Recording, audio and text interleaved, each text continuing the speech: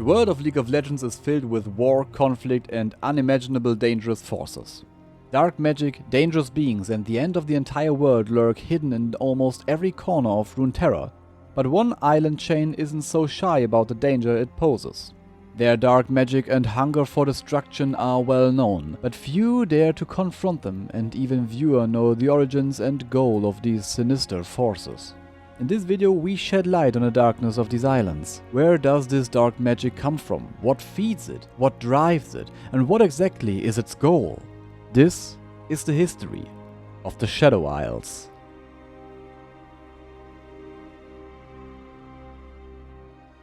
Life finds a way. In shaping Runeterra's surface, the Celestials created a small chain of islands far east of the continent of Shurima. With the rise of these land masses from the ocean, the nature spirit Maokai was born and took the form of a tree-like creature. He began searching the isles for other living creatures, and one day reached a hilly island that was different from the others. The soil here was particularly soft and rich in energy, nutrients, and above all, magic. He dug his roots deep into the earth and found a well full of magical, life-giving water, and he fed on it. Using the magical energy of this subterranean body of water, he grew seedlings and planted the entire island. The string of islands quickly became rich in wondrous plants. Nature spirits from all over were attracted by the magic of this place, and animals thrived thanks to the lush vegetation.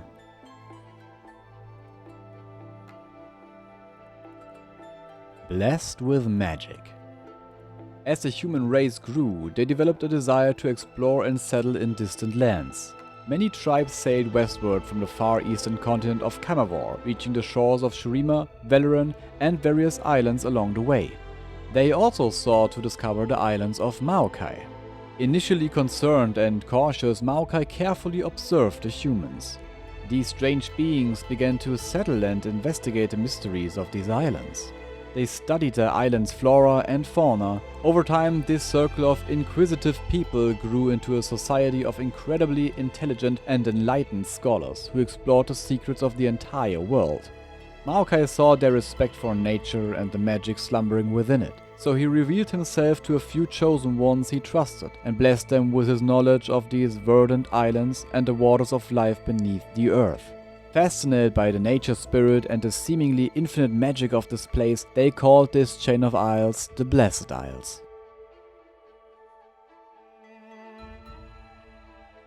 The Stronghold of Magic. Over time, the scholars of the Blessed Isles gained an indescribable knowledge and understanding of the magic of this world and how it influenced the course of events. However, they also recognized the destructive potential of this power and saw it as their duty to ensure it could never be abused. They founded an order whose task was to study and catalog magic and artifacts from across the world and, if possible, bring them to the Blessed Isles in their new capital Helya for safekeeping. This order found followers throughout Runeterra, including the young mage Rise, who was born into the Noxii tribes and became a student of the scholar Tyrus.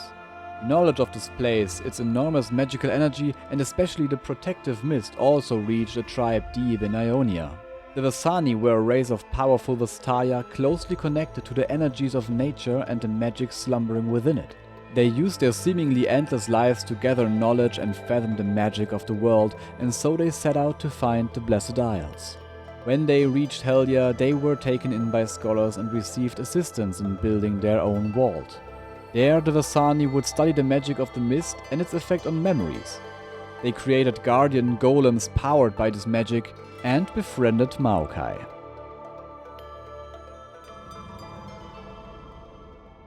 The Love of a Man. One day a ship from the distant kingdom of Camavor approached the Blessed Isles with the help of Tyrus and Rise. When the ship docked in the harbor, the young Camavorian warrior introduced herself as Callista Vol Kalahaigari. She was the niece of the king of Camavor and had been sent to find a cure to save the dying queen, poisoned by an assassination attempt. A warden explained that the waters of life could heal the woman as long as she lived and gave her a talisman that would enable her to find the islands again and navigate through the mist, providing she kept it a secret. Time passed and one day a fleet of ships arrived at the port of Helya. It was the king himself, Viego, and the rotting corpse of his wife. The scholars explained that their magic could not cure death, as it was final, and to receive it would violate the laws of nature. Viego, who had become insane over the time he spent at his dead wife's side, grew enraged and ordered Callista to strike down the Guardians. When she refused, a battle erupted between Callista's host and the Iron Order, Camorr's most battle-hardened army. While part of the Order, including their leader Hecarim, fought against Callista and her men, the rest plundered the city. Seizing the moment, a simple warden named Urlock Grail approached the king.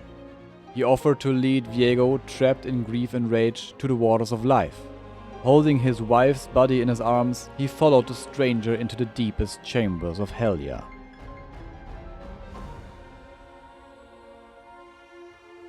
The Ruination. Arriving at the waters of life, Viego led his beloved Isolde into the magical well. The magic of the water filled her body and revived her, but without a living body which her soul could enter, she was born only as a spirit. Confused, afraid and angry, she took Viego's magical sword and pierced his heart. Together the two sank into the sacred water.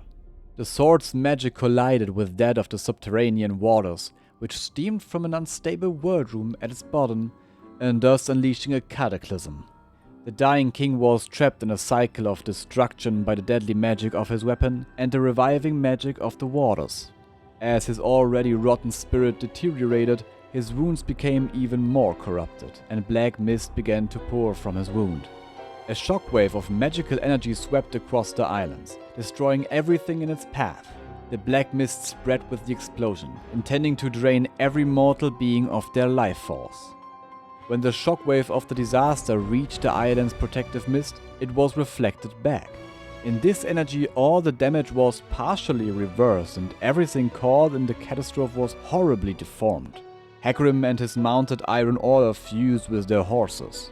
Callista was reborn as a spirit driven by vengeance. Structures were pieced together like broken porcelain, held together by a greenish shimmering magic.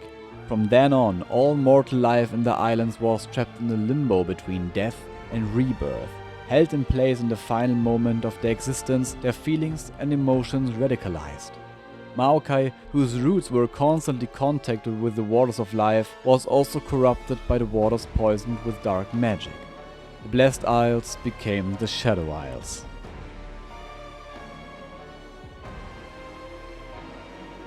A world without Helya. With the destruction of the Blessed Isles, the Order that had been tasked with securing magical artifacts also collapsed. More and more people quickly learned of powerful magical artifacts and the world runes and began to feel resentment and mistrust, fearing that they would be used as weapons against them. Everyone wanted to wield these powers for themselves, and so the Rune Wars began, which would threaten entire empires and devastate regions for almost a decade. The magical cataclysm led to a rise of powerful beings around the world, feasting on the magic-fueled air, and entire civilizations began to transform their fear of magic into hatred. Even Tyrus could ultimately not resist the power of the world runes, and Riot was forced to eliminate his master. Since that day, the magician has been constantly searching for the world runes and keeping them safe.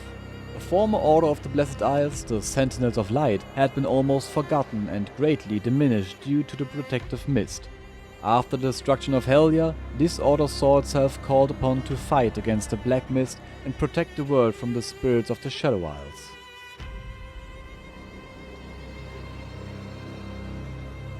Misery loves company.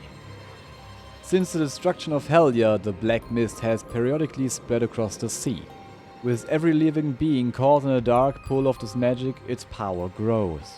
The unstoppable, blood and battle-hungry units of Hecarim ride across the sea, bringing death and suffering with them. With them is the spirit of Urlock, who now calls himself Thresh, gathering souls to strengthen himself. The settlements on the neighboring Serpent Isles are regularly plagued by this so-called harrowing. The native Buru have found ways to use their own magic as protection, but visiting sailors find themselves defenseless against the horrors of the Black Mist. When the port city of Bilgewater is finally founded on the coast of the Serpent Isles, it becomes the most frequent target of the harrowing.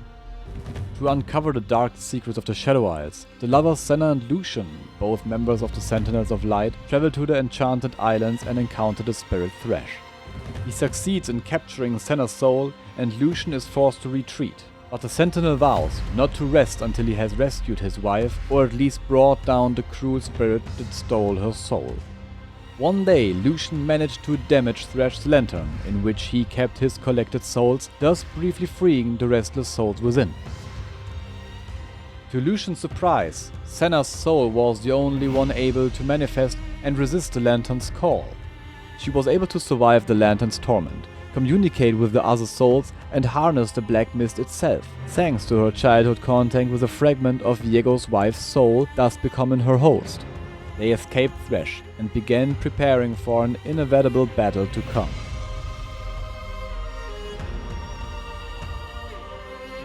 The return of the ruined king.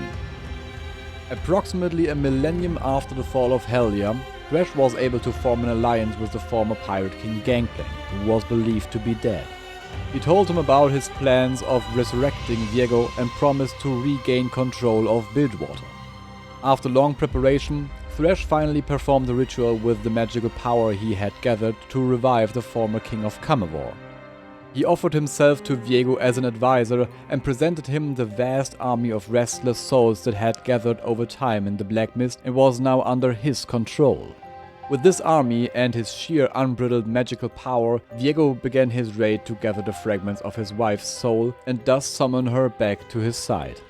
A spontaneously formed alliance led by the current pirate queen Sarah Fortune and the Buru priestess Ilawi sailed to the Shadow Isles to stop Gangplank. Once there, they explored the depth of the ruins with the help of Ari, believed to be the last living Vasani, who was investigating the vaults of her ancestors.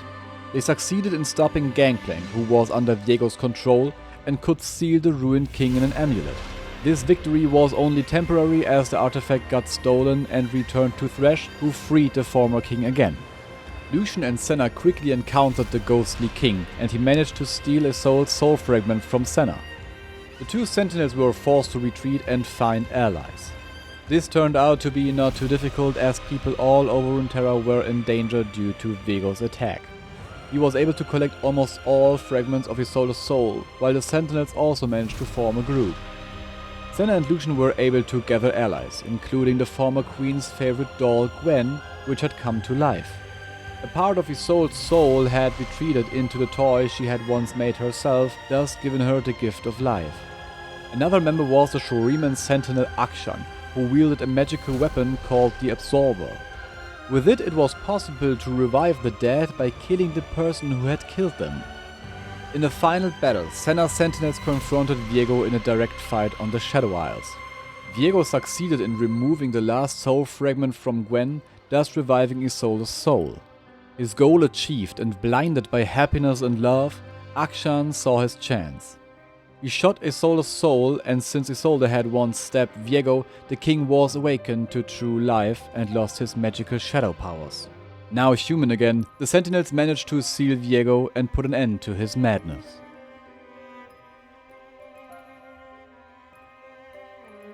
Even though Viego has been defeated, the Isles are still corrupted by the ruination, but the nature spirit Maokai constantly fights against the dark magic and believes that one day the Isles will become green again. But a shadow has separated itself from the Black Mist and now roams Runeterra. Thresh, who had continued to gather souls and power during Viego's campaign, now walks among the living in human form, independent of the Black Mist. No one knows what his true goal is, but one thing is certain.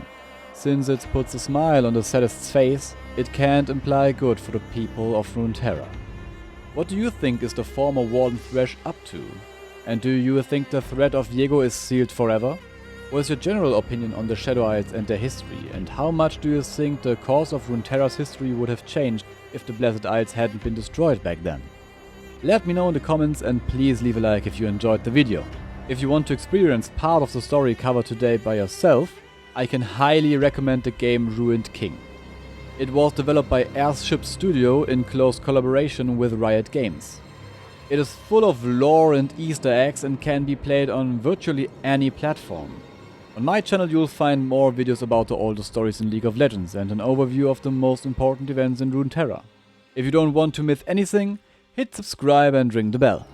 Thank you for your attention and interest in the world of League of Legends, and maybe I'll see you in the next video.